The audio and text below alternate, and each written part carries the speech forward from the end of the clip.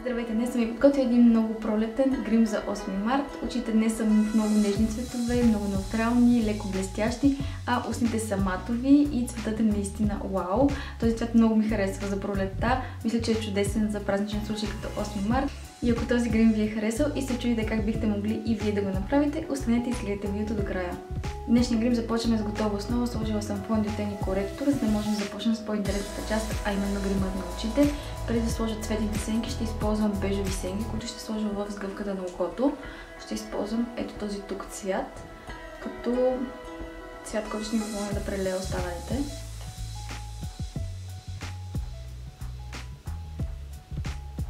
Много леко ще опуша външния ъгъл на окото с помощта на малко по-тъмните сенки, които са номер 3 в тази палитра.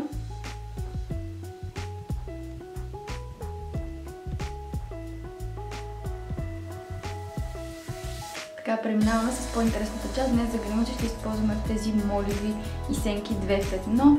По-светлият нюанс е в цвят Peach Нектар, а по-тъмният е в цвят Pink Ruby. Ще нанеса първо тъмният цвят и ще го сложа само във външния ъгъл и в сгъвката на окото.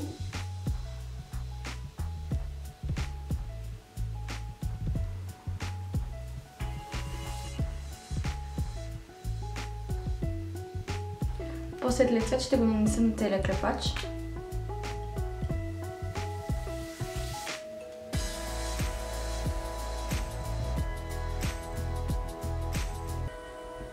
Така, отново съвсем леко ще използвам малко по-тъмните сенки, за да върна отново тъмният цвят в външния ъгъл на окото.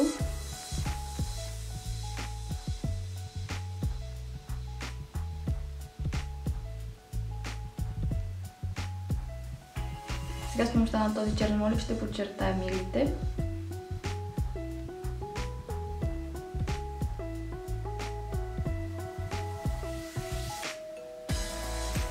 Ще нанеса малко по-тъмни молив долу на долния клепач.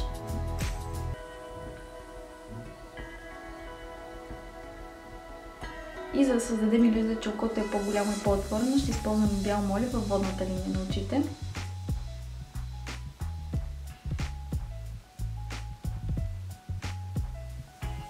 Така, следващата стъпка в грима на очите е спиралата. Ще използвам Big & Falls Wash.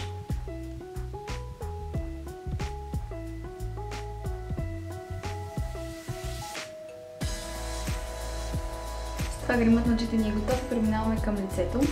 Така, днес ще използвам един нов за мен продукт. Това е 2 в 1 хайлайтер и руж. Те са кремообразни, това ще ги нанеса преди да нанеса каквито и да било прахообразни продукти. Препоръчвам ви вие да правите същото.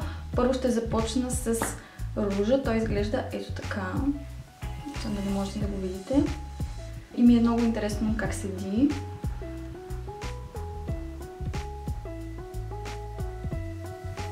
Изглежда доста добре. Мисля, че си доста естествено. Харесва ми, че оставя кожата някакси озарена. Не знам дали вие можете да го видите, но да, при мен се вижда. Така, следващата стъпка е хайлайтера. Той изглежда ето така. Така ще ви го покажа на swatch. Не знам дали можете да го видите.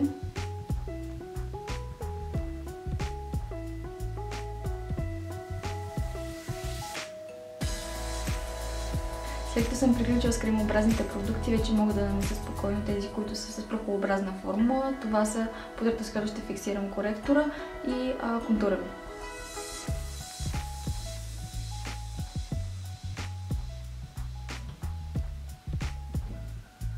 Днес избрах едно много интересно червило. Той изглежда ето така. Цветът е просто страхотен. Той е матово, любимите ми матови червила. И сега ще ви покажа как изглежда нанесено.